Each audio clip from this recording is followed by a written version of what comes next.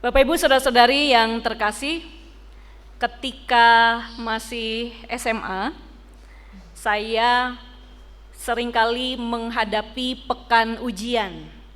Dulu SMA itu ada yang namanya pekan ujian, itu bukan UTS, bukan ujian tengah semester dan juga bukan ujian akhir semester, tapi minggu-minggu di mana semua mata pelajaran boleh ujian atau ulangan.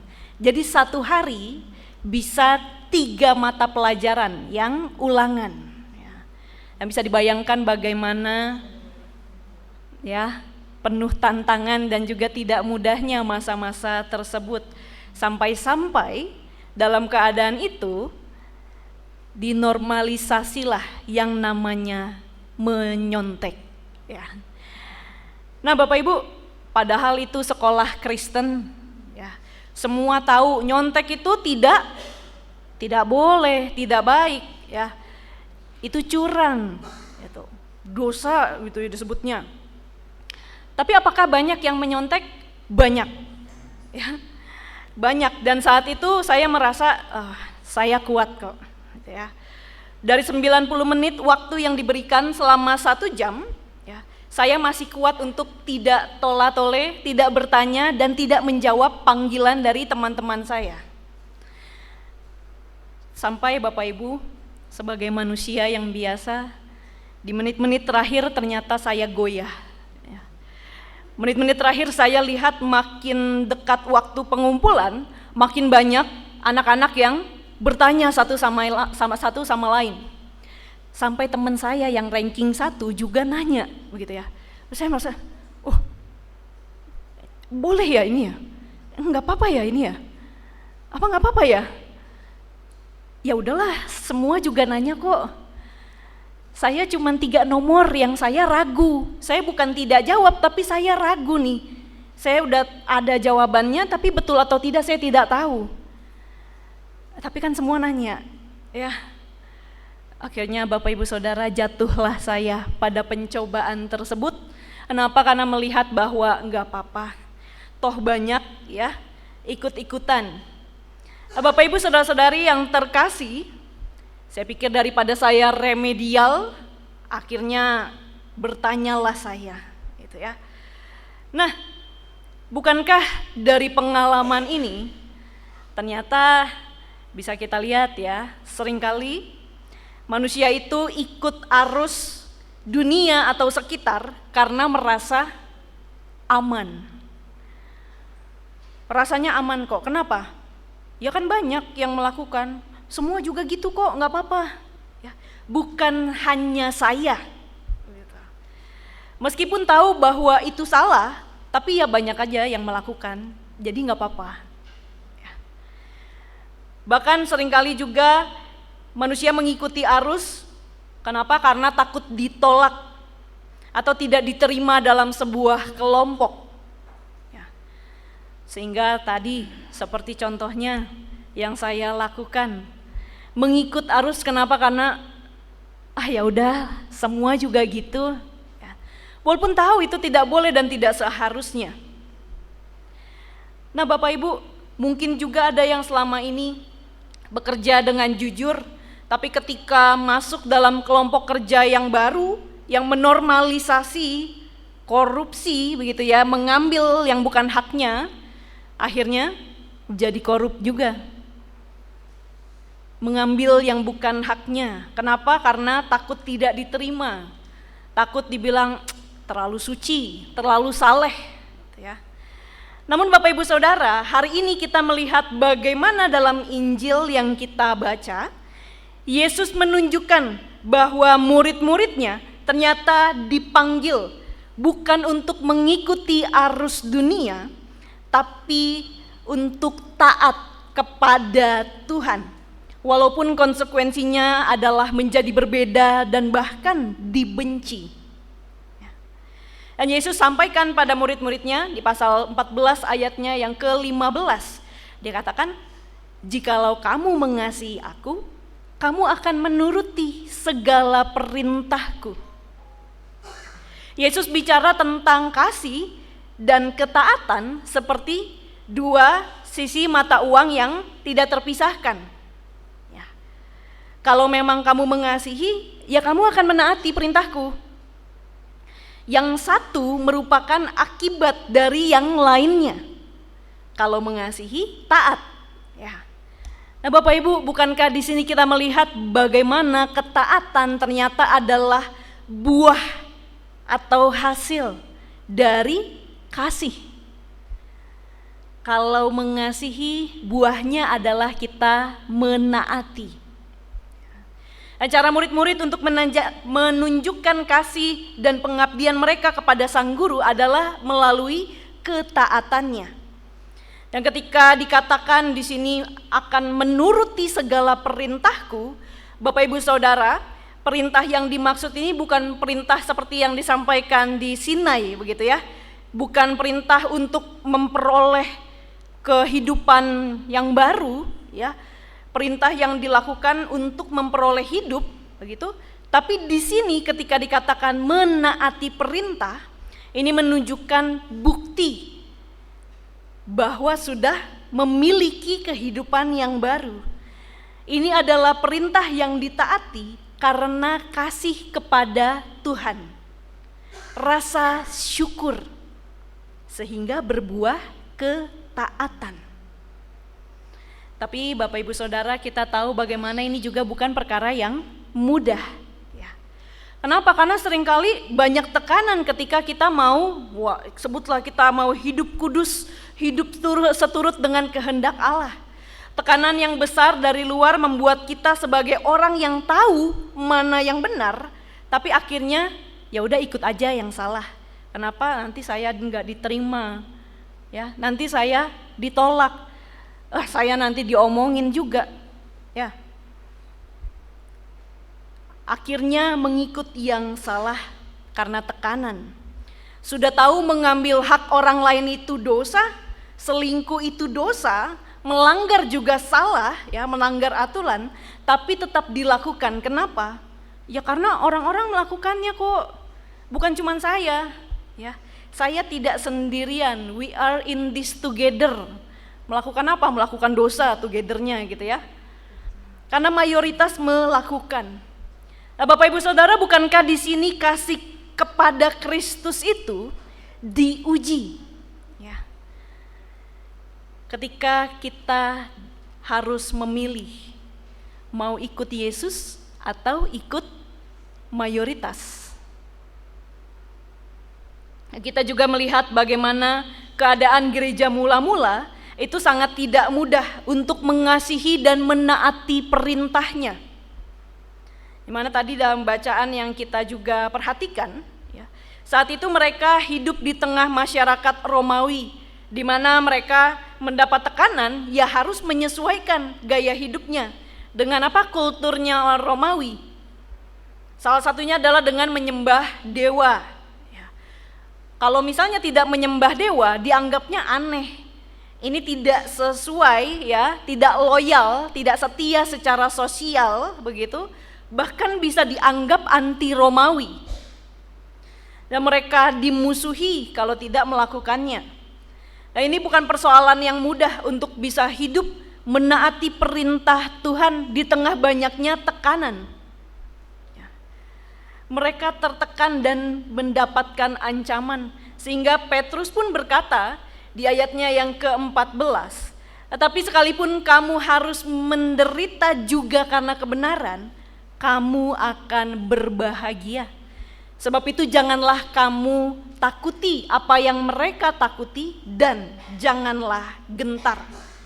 Jangan takut terhadap ancaman mereka.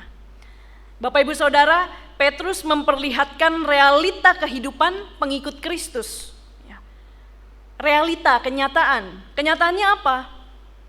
Yaitu kenyataan yang harus dihadapi oleh orang beriman. Tekanan, penolakan, ya, kesulitan, penderitaan, dan juga kebencian. Tekanan yang begitu besar untuk bisa menyesuaikan diri supaya diterima oleh dunia dan supaya tidak dianggap berbeda. Diancam dan juga diperlakukan dengan buruk. Bapak Ibu Saudara, siapa sih yang cukup tahan ya, dengan semua penderitaan itu. Yang mana kita secara manusiawi, kalau kita tahu akan sulit, kita biasanya menghindari gitu ya. Kayak, enggak lah, gak nyaman untuk saya, menyakitkan untuk saya ya, dihindari. Bapak Ibu, betul ini bukan sesuatu yang mudah ya. Tapi kita tahu bagaimana tadi Petrus menyampaikan, tegarlah, janganlah takut. Sekalipun harus menderita karena kebenaran, kamu akan berbahagia. Dan kita melihat bagaimana minggu lalu kita tahu Yesus itu adalah apa? 3. Jalan, kebenaran, dan hidup. Aku adalah jalan dan kebenaran dan hidup. Ya. Yesus adalah jalan, yang melalui Yesus kita mengenal sosok Bapa. Melalui jalan yang tidak mudah dan menderita itu, kita beroleh kehidupan dan kekekalan. Bukan perkara yang mudah, tapi dalam waktu yang demikianlah kasih dan ketaatan kita kepada Allah itu juga teruji. Apakah kita akan memilih jalan yang lebar dan mulus, yang seringkali membuat kita itu terlena, rasanya nyaman gitu ya, sampai akhirnya terlena menuju kebinasaan? Atau kita memilih sang jalan ya, kebenaran dan hidup itu, yang seringkali dilihat oleh dunia sebagai jalan yang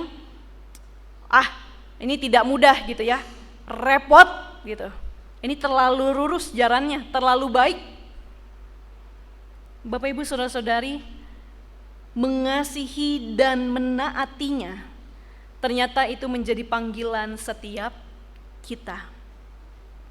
Dan perlu kita sadari bahwa sungguh kasih tanpa ketaatan itu hanyalah perasaan, dan ketaatan tanpa kasih itu hanyalah kewajiban. Ya. Kasih tanpa ketaatan, apa contohnya Bapak Ibu Saudara? Kalau di gereja kita memuji gitu ya, kita menyanyi dengan penuh penghayatan, kayak ini aku gitu ya, sampai nangis-nangis gitu. Tapi pulang-pulang kalau marah, orang rumahnya digebukin gitu ya.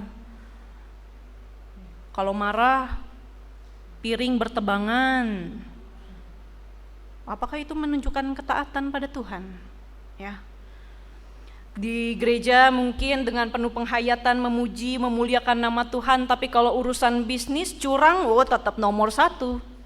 Ya, tetap harus saya yang cuan, yang paling nomor 1. Mengakui kedekatan dengan Tuhan gitu ya, tapi kalau di jalan disalib orang langsung keluarnya sumpah serapah. Binatang peliharaan juga sampai keluar. Apakah itu ketaatan? Ya. Ketaatan, kasih tanpa ketaatan ternyata hanyalah perasaan. Ya. Bapak Ibu Saudara, begitu juga ketaatan tanpa kasih itu sekedar kewajiban. Takut aja. Kenapa? Ya disuruhnya begitu soalnya. Ya. Ketaatan tanpa kasih itu hanya kewajiban. Kenapa datang ibadah setiap hari Minggu? Ya orang Kristen gak sih? Masa hari Minggu nongkrong? Ya gereja tuh. Ya. Apa kata tetangga saya kalau hari Minggu saya tetap berada di rumah? Bukan karena rindu untuk memuji Tuhan, bukan karena rindu kembali diingatkan firman Tuhan, bukan karena rindu ada dalam persekutuan umat Tuhan bersama menyatakan kasih, tapi kenapa? Karena ya disuruh aja gitu. Biasanya memang gitu kalau orang Kristen. Ya. Ketaatan tanpa kasih ternyata hanyalah kewajiban. Bapak Ibu Saudara, sama juga seperti kenapa di tengah jalan baru pakai helm, itu di depan razia gitu ya. Jadi tidak amannya baru kalau lihat polisi ya. Jadi selama perjalanan sebelumnya kepalanya aman-aman saja gitu ya. Lebih takut ketilang daripada takut nyawa hilang. Ya. Kenapa tadi ketaatan tanpa kasih ternyata hanyalah kewajiban yang kita jalani dengan rasa ya biasanya gitu atau takut dijalaninya. Nah, hari ini setiap kita kembali diingatkan melalui pesan Yesus kepada murid-muridnya, kalau sungguh kita ada dalam relasi yang punya hati untuk mencintai dan mengasihi dengan sungguh kepada Tuhan, pasti kita akan menaati dengan sepenuh hati apapun resikonya. Dan kembali kita tahu ini bukan persoalan yang mudah untuk melakukan semua ini. Sehingga Yesus pun mengerti bahwa murid-muridnya juga akan mengalami tekanan di dunia. Dan untuk itulah di ayat yang ke-16 dan 17, Ia katakan, "Aku akan minta kepada Bapa dan Ia akan memberikan kepadamu seorang penolong yang lain, supaya Ia menyertai kamu selama-lamanya, yaitu Roh kebenaran. Dunia tidak dapat menerima Dia sebab dunia tidak melihat Dia dan tidak mengenal Dia. Tetapi kamu mengenal Dia sebab Ia menyertai kamu dan akan diam di dalam kamu." Saudara-saudari yang terkasih, dalam keterbatasan dan ketidakmampuan kita sebagai orang beriman menghadapi tantangan dan godaan, Yesus menghadirkan Roh kebenaran sebagai penolong. Roh Kudus sendiri, Roh yang memberikan kepada kita semangat, Roh Kudus yang mendorong kita untuk terus menyatakan kebenaran dan menolong kita untuk tetap teguh di tengah arus dunia apapun yang kita alami, baik penderitaan, baik kita dikucilkan ketika menyatakan kebenaran, ketika kita dibenci karena berpendirian pada prinsip jujur, ketika kita disepelekan karena tidak mengikuti tren yang ada, ya, ataupun bahkan ketika kita dijauhi. Kenapa? Karena kita tidak mau nyontek. Kita semua diperhadapkan dengan pilihan dan hati kita terus bertanya. Karena ada Roh Kudus yang juga menuntun langkah kita. Jadi Bapak Ibu Saudara, bersyukurlah kalau kita masih ragu dan takut untuk berbuat curang. Bersyukurlah kalau hati kita gentar ketika kita tidak setia atau mungkin selingkuh, ya. Bersyukurlah kalau hati kita begitu berat rasanya ketika kita menyakiti sesama. Bersyukurlah kalau hati kita masih khawatir dan berbela rasa pada mereka yang miskin. Kenapa? Karena artinya kehadiran Roh Kudus itu, yang tanpa kelihatan itu, ternyata kita rasakan dan membuat kita menimbang. Karena Roh itu juga yang menolong setiap kita untuk tetap tenang. Ketika apa? Ketika kita dihina, ketika dijauhi. Menolong kita tetap berpengharapan akan hari esok, walaupun hari ini dipenuhi dengan air mata. Walaupun kita kehilangan banyak hal, kita putus asa. Tapi Roh kebenaran itu yang diberikan, sungguh memberikan kepada kita dorongan dan juga penghiburan. Bagi setiap kita umat yang beriman, yang mengasihi Tuhan dengan menaati kehendak-Nya, kita percaya kehadiran Sang Penolong itu juga kita rasakan sungguh dalam hari-hari kita yang penuh dengan godaan dan tantangan. Bapak Ibu Saudara-saudari yang terkasih, ada sebuah film yang mungkin Bapak Ibu Saudara pernah nonton juga. Ada yang pernah nonton? Itu Hacksaw Ridge. Ya. Ini dibuat berdasarkan kisah nyata dari sosok yang namanya Desmond Doss, yang menunjukkan bagaimana tidak mudah untuk mengasihi dan menaati Tuhan di tengah dunia yang penuh dengan tuntutan, banyak tuntutan dan tekanan. Desmond ini seorang anak muda yang termotivasi untuk mendaftarkan dirinya ke angkatan darat, ya, jadi tentara. Dia memilih untuk hadir dan berperan sebagai tenaga medis tempur. Jadi di situ dia memang bukan untuk memegang senjata, ya. Kenapa? Karena latar belakang iman dan pengalamannya, ia berjanji bahwa ia tidak akan memegang senjata, apalagi membunuh orang. Itu janji dalam kehidupannya dan janjinya juga kepada Tuhan. Ya. Tapi dia menjadi tentara dan dia juga dikirim untuk ke medan perang. Bapak Ibu Saudara, kita bisa bayangkan bagaimana tidak mudahnya menjadi Desmond ini. Yang ketika ia masuk militer bisa ditebak, dia dipandangnya aneh. Ini gimana sih tentara tidak mau pegang senjata ya.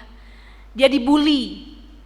Bahkan dibuat skenario ya, dia dipukul sedemikian rupa supaya dia bisa menyerah dan keluar dari militer.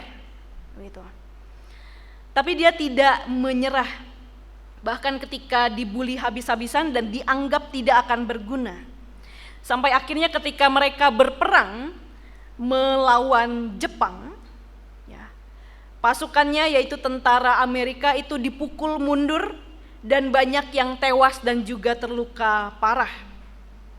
Dan Desmond terus mendengar semua teriakan-teriakan minta tolong itu. Mereka yang sekarat, ya, yang juga butuh pertolongan.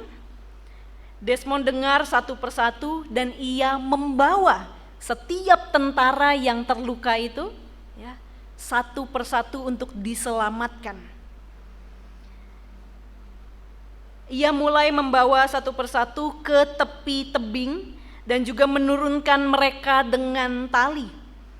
Dan selalu setelah itu ia berdoa supaya ia bisa menyelamatkan satu nyawa lagi. Setiap ia menyelamatkan satu orang, dia berdoa lagi supaya satu lagi ya Tuhan.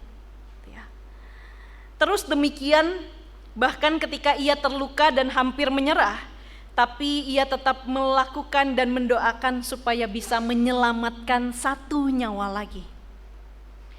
Sampai akhirnya Bapak Ibu Saudara, Desmond menyelamatkan lebih dari 75 tentara Amerika.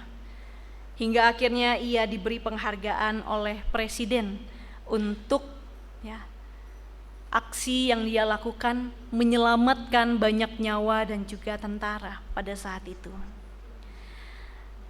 Bapak Ibu Saudara-saudari yang terkasih, terkadang ada resiko ketika kita memilih untuk mengasihi Tuhan dengan cara menaatinya, yaitu menjadi sosok yang berbeda. Kita mungkin dipandang aneh, berbeda dan juga tidak sesuai dengan dunia, tapi sungguh setiap kita yang boleh terus menaati Tuhan akan merasakan kehadirannya yang menolong kita bahkan dalam masa yang paling tidak mudah sekalipun. Kiranya Tuhan terus menguatkan setiap kita. Amin. Saat teduh bagi kita semua.